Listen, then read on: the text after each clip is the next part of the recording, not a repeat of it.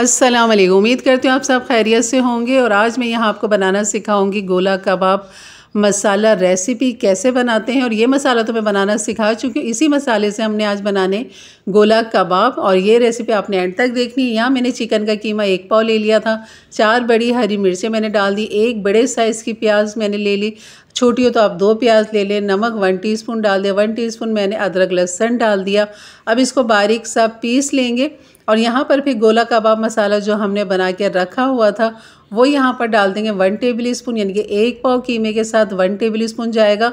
और अगर 1 किलो कीमा आप लेंगे तो उसमें 3 टेबल स्पून डालिएगा।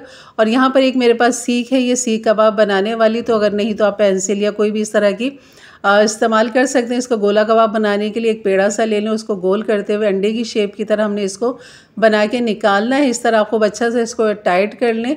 और इसको करने के बाद आप इसको हल्का हल्का इस तरह ये घुमाएंगे तो इसका जो सुराख है अंदर से थोड़ा सा बड़ा हो जाएगा। ये देखें, इस तरह ये आराम से निकल आएगा। और यही इसकी खूबसूरती है गोला कबाब की। तो बस इसको फ्राई भी करके आप बना सकते हैं सालन, और फ्राई करके भी इसको एंजॉय कर सकते हैं। लेकिन यहाँ पे मैं आपको 2-3 तरीक़ों से बताऊँगी। और ये मैं पानी हाथ में हल्का हल्का लगा के गोला कबाब इस तरह बना रही थी। तो ये कुछ कबाब जो है मैं फ्राई करके आपको दिखा दूँगी। और लेकिन जो मुझे सबसे ज़्यादा आसान लगा ना, डायरेक्ट बना, अच्छा इस तरह फ्राई करके आप फ्रोज़न भी कर सकते हैं। और फ्रोज़न करने का एक तरीका और है, वो भी मैं आपके साथ शेयर करती हूँ। तो अगर आपको फ्राई करके ज़्यादा अच्छे लगते हैं तो आप इस तरह शैलो फ्राई कर लें, नहीं तो आप इसको डीप फ्राई कर लें। तो चारों तरफ खूब अच्छा से एक कलर आ जाएगा, बिल्कुल नहीं टूटेंगे ना चटकेंगे। जैसे कि ये आपको नज़र आ रहा है कि कितने आराम से मैं चमचे की मदद से इसको आगे पीछे कर रही हूँ। तो जैसे गोल्डन हो गया बस इनको मैं बाहर निकालूंगी।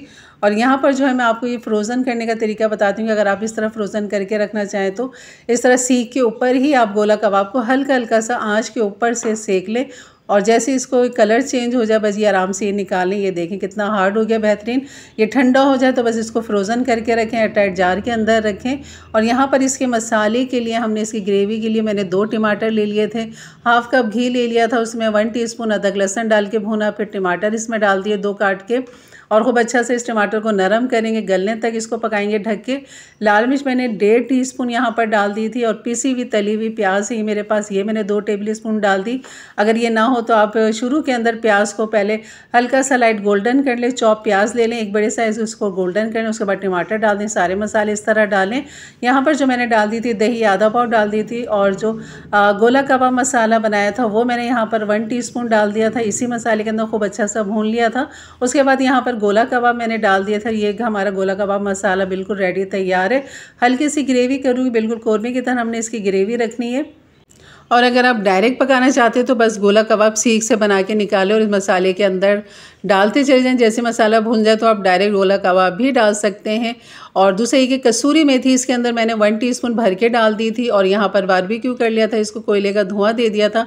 हरी मिर्च बड़ी वाली बीच में से 2 करके वो डाल दी मैंने। आपने धनिया पुदीना कुछ नहीं डालना, सिर्फ आपने कसूरी मेथी डालना है। फिर आप इसकी लज्जत और जायका दिखेगा इसके मसाले की और इस गोला कबाब की।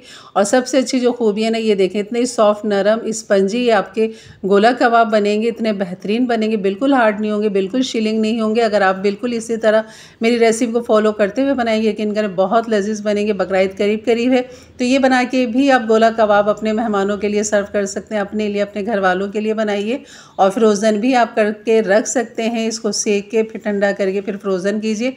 यकीनन वीडियो अच्छी लगी हुई तो लाइक कर दीजिएगा, मेरे चैनल पर नए हैं तो सब्सक्राइब कर दें। इजाज़त दीजिए, अपना ख्याल रखें, दुआ में याद रखें। अल्लाह हाफ़िज़।